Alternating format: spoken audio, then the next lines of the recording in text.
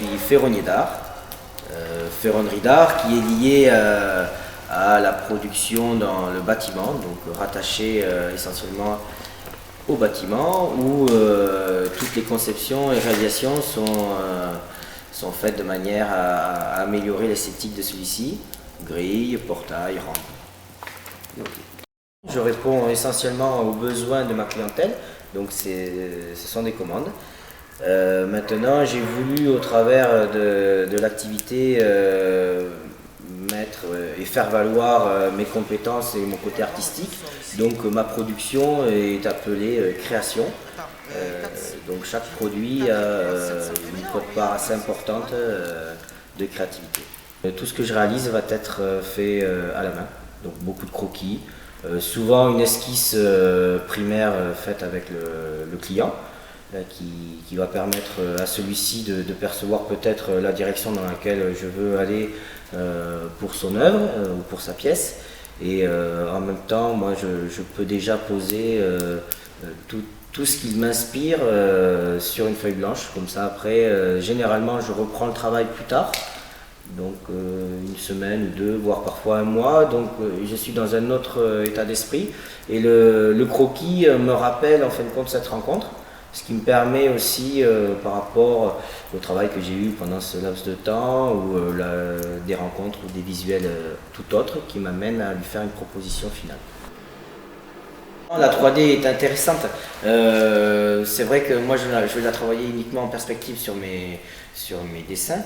Alors, j'ai envie de dire que dans une création pure et dure, oui, la 3D peut permettre justement de manifester mon côté plutôt moderne de la ferronnerie, de cette composante-là que je souhaite mettre en avant. C'est-à-dire que je suis un ferronnier, oui, qui est détenteur de compétences et de savoir-faire ancestraux, mais maintenant j'ai aussi une volonté de mettre en avant cette jeunesse qui utilise un art ancien et qui veut prouver qu'elle a sa place aujourd'hui et demain. Donc c'est vrai que la 3D peut amener à mieux démontrer cet état-là, que la forge est aussi contemporaine, voire moderne.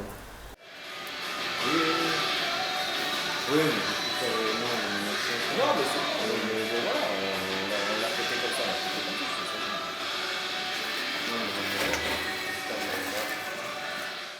c'est quelque chose qui me suit, qui a amené à une histoire d'amour avec mon métier, donc une rencontre d'un aîné qui m'a mené sur la voie du compagnonnage.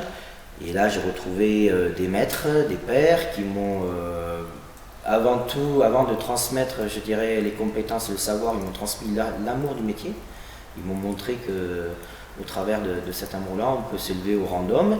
Et par la suite, et par ma volonté de vouloir exercer cet art, ils m'ont transmis toutes leurs compétences.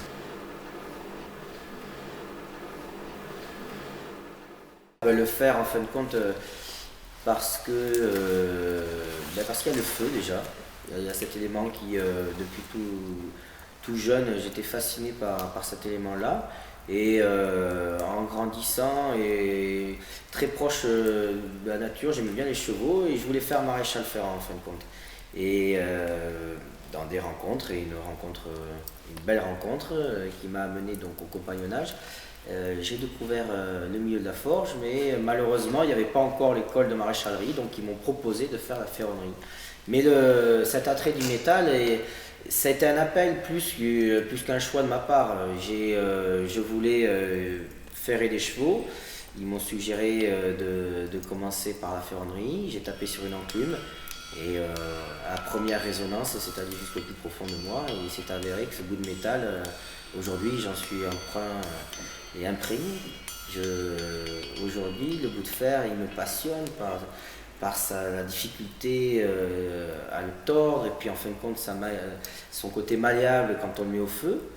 Et puis il retrouve son état initial et on peut le façonner, le refaçonner à volonté. Voilà, c'est ce côté-là qui me passionne. Et puis le rendre en fin de compte vivant au travers d'une courbe, d'un défaut parce qu'il a été mis au feu et tapé au marteau, on lui offre une âme et ça le rend plus chaud alors que le métal est bien froid. Là,